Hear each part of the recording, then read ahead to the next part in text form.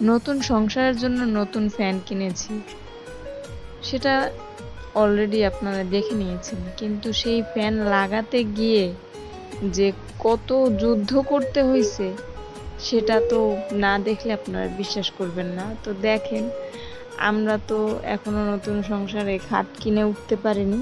আসলে আসার পর থেকে বহু ঝামেলা ছিল, ওই জন্য আর হয় নাই। তো এর জন্য ফ্যান লাগাইতে মানে অনেক কষ্ট হয়েছে।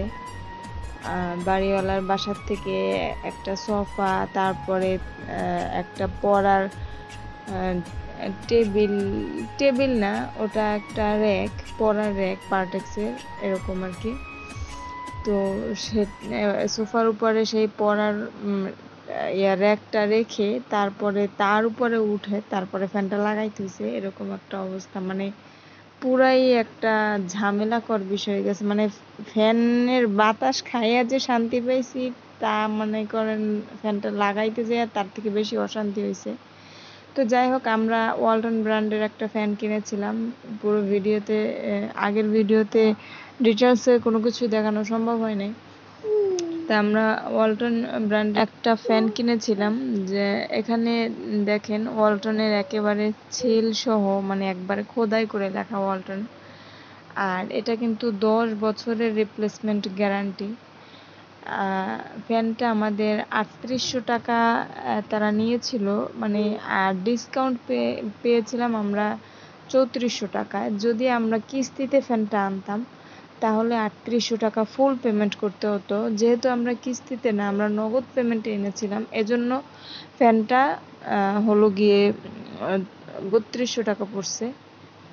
আর 10 বছরের রিপ্লেসমেন্ট গ্যারান্টি, মানে 10 বছরের মধ্যে যদি ফ্যানে কোনো ধরনের কোনো সমস্যা হয়, নিজস্ব মানে আমরা যদি ভাঙা চুরে নিয়ে যাই সেটা তো আর হইব না। মানে একটা তো নিয়ম নীতি আছে চালানোর, ওইভাবে মানে চালালে যদি কোনো 10 বছরের মধ্যে ফ্যানের কোনো সমস্যা হয় তাহলে ফ্যানটা তারা আবার মানে রিপেয়ার করে দিবে না, পুরো রিপ্লেসমেন্ট করে দিবে, মানে পাল্টে নতুন ফ্যান দিবে, পুরো নতুন।